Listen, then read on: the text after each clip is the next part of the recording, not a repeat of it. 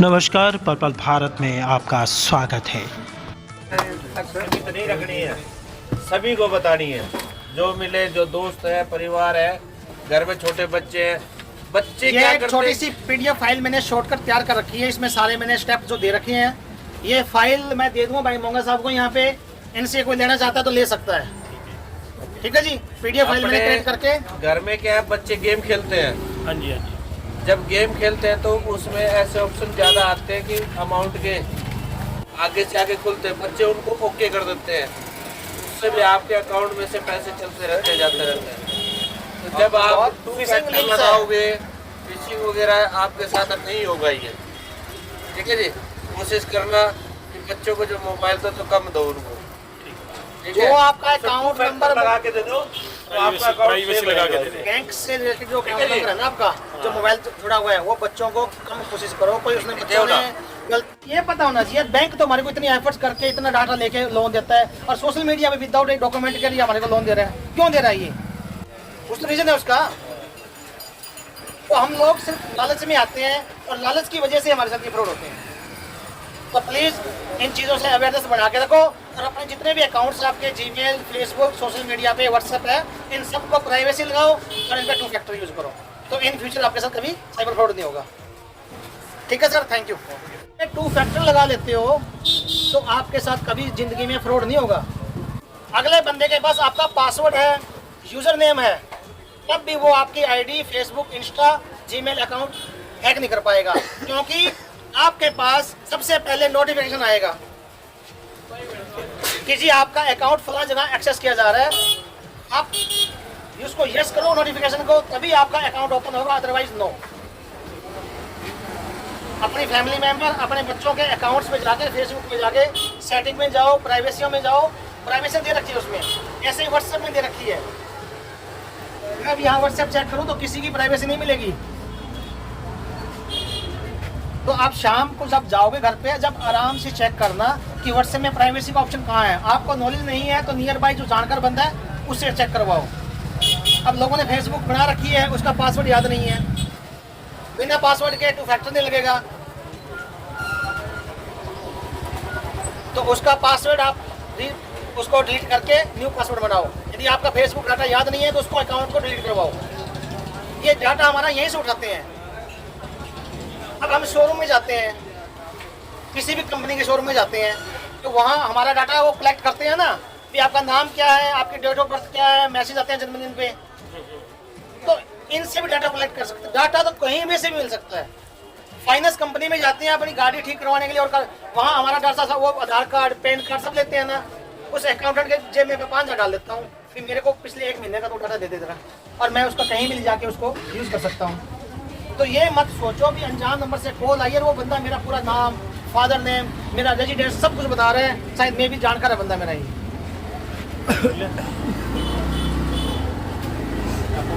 Number 2, आपके साथ गलती से भी इंसिडेंट हो गया साइबर क्राइम का, भी मेरी गलती से हो गया, मुझे मेरे साथ, आपको सब आप लोग क्या करते हो, सबसे पहले भागते हो बैंक की तरफ, या नहीं भागते तो किसी जानकार बंदे को कॉल करोगे कि जी फलाना बंदा मेरा जानकार है साइबर का है, उससे पूछता हूँ। आपको किसी को कॉल नहीं करनी, सबसे पहले कॉल करनी है आपको 1930, जो साइबर क्राइम पोर्टल, जो एक टोल फ्री नंबर है, उस नंबर पे आप कॉल करते हो तो आपका वहीं खाता ब्लॉक, और जिस खाते में वो पैसे गए हैं वो भी वहीं ब्लॉक। इसके बारे में किसी को भी नहीं पता, बैंक कर्मचारियों को भी नहीं पता, बैंक कर्मचारियों को भी नॉलेज नहीं है भी 1930 का पर्पज क्या है और इसका बेनिफिट हमारे को क्या है। यदि आप ऑन द स्पॉट खाते से पैसे डेबिट हो गए, उसी टाइम उठाओ और कॉल करो हेडक्वार्टर। हर स्टेट का अलग हेडक्वार्टर है, पंचकुला है हमारा, हरियाणा का, राजस्थान का अलग है, पंजाब का अलग है। जहाँ जहाँ आपकी लोकेशन होगी वो वहीं कॉल जाएगी। वो आपसे एक मांगेंगे आपकी ट्रांजैक्शन आईडी, सेकंड आपका अकाउंट नंबर, 2 चीज़ मांगेंगे आपसे, और उसके बाद वो देखेंगे कि इसके खाते में पैसे कहाँ गए हैं। वो कॉल आपकी ट्रांसफर रखेंगे रिजर्व बैंक ऑफ इंडिया को, आरबीआई के जो कर्मचारी बैठे हैं बैंकों में उनको। वो आपका खाता खंगालेंगे कि इस बंदे के पैसे कहाँ गए हैं, कौन से बैंक में गए हैं, उस खाते को फ्रीज। यदि उस बंदे ने आगे वो कहीं ट्रांसफर कर दिए तो वो भी फ्रीज, पूरी चैन फ्रीज हो जाएगी। यदि उन फ्रॉड पेमेंट में से किसी बंदे ने आपके पास 10,000 भेज दिए ना, तो आपका भी खाता फ्रीज हो जाएगा। सर ये ना जैसे आप बता रहे हो ना पेमेंट ऐसी ना 7,000 की पेमेंट मेरे पास साइबर क्राइम थाने में आ जाना, मैं बता दूं उसका प्रोसेस क्या है। कैसे निकलेंगे वो, हाँ। आपको कैसे वापस रिफंड हो जाएंगे उसके बारे में बता दें। क्या ठीक है, साइबर तो थाना आप इन चीज़ों से बचो। मैं वहाँ पर सोशल मीडिया पे ऐसा अब आ कोई रहा ना खाता आप। नहीं है कि जो हमारे को अर्निंग करके देगा। अब क्या कुछ लोग क्या करते हैं, लोन ऐप्स है, कुछ तो ओरिजिनल है बट कुछ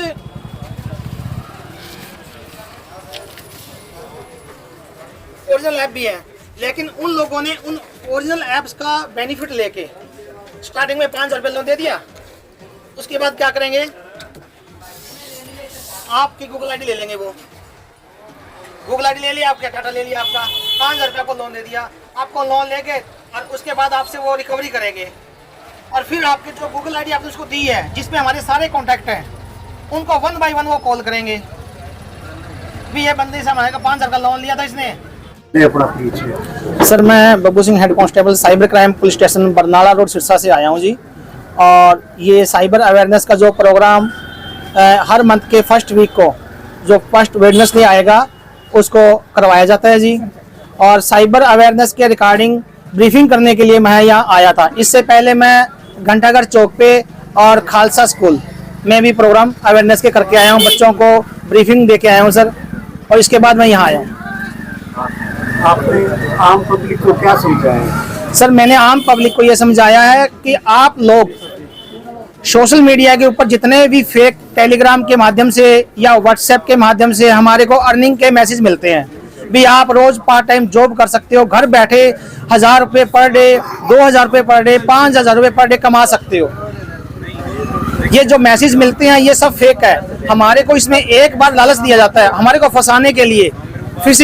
फिशिंग मतलब जैसे हम मछली को पकड़ने के लिए कांटा यूज करते हैं, उसमें आटा डालते हैं ना, सेम काम ये एक साइबर क्रिमिनल द्वारा हमारे साथ किया जाता है। वो लोग हमारे को लालच देते हैं, फर्स्ट टाइम स्टार्टिंग में हमारे को अर्निंग भी देंगे, वो 1,000, 1,500, 2,000 हमारे खाते में क्रेडिट भी करेंगे। आफ्टर देन वो ऐसा माइंड वॉश करेंगे हमारा और उसके बाद हमारा खाता ही अकाउंट खाली कर देंगे। जैसे कि AnyDesk, quick spot, TeamViewer, बहुत सारी रिमोट कंट्रोल ऐप्स हैं जो हमारे को इंस्टॉल करवा के या उनका लिंक भेजेंगे और हमारा खाता बिल्कुल साफ कर देंगे। और उसके बाद हमारे पास कोई चारा नहीं है। यदि किसी के साथ गलती से ये साइबर फ्रॉड इंसिडेंट हो भी जाए तो फर्स्ट ऑफ ऑल उसका फर्ज बनता है कि वो 1930 पे कॉल करे। 1930 साइबर क्राइम पोर्टल जो टोल फ्री नंबर सरकार ने चला रखा है, ये स्टेट वाइज इनका हेडक्वार्टर है, बने हुए हैं। जैसे हरियाणा का पंचकुला में है तो फर्स्ट कॉल जाएगी पंचकुला हेडक्वार्टर में, वो कॉल अटेंड करेंगे और कॉल अटेंड करके वो इनसे ट्रांजैक्शन आईडी मांगेंगे एंड अकाउंट नंबर मांगेंगे। वो अकाउंट नंबर लेके आफ्टर देन वो कॉल आगे ट्रांसफर करेंगे बैंकों में। वो बैंक चेक करेगा अभी भाई साहब का खाता कौन से बैंक का है और कौन से अकाउंट में इनके पैसे ट्रांसफर हुए हैं। वो उस खाता को ब्लॉक कर देंगे जिस खाता में पैसे गए हैं। यदि जिसके साथ इंसिडेंट होता है साइबर फ्रॉड, यदि वो बंदा तुरंत प्रभाव से कॉल कर दे और उसका खाता फ्रीज हो जाता है तो इसके पैसे रिफंड होने के 99% चांसेस है जी।